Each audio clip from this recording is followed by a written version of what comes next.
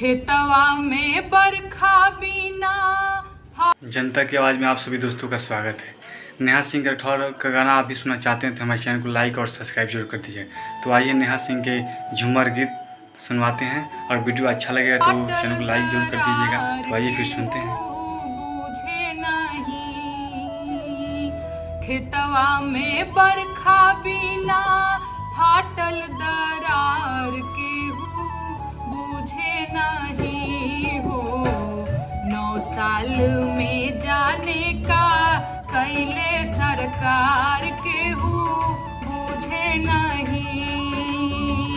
9 साल में जाने का कैले सरकार के बूझे नहीं।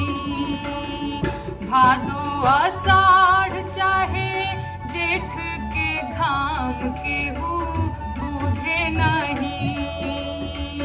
भादो आषाढ़ चाहे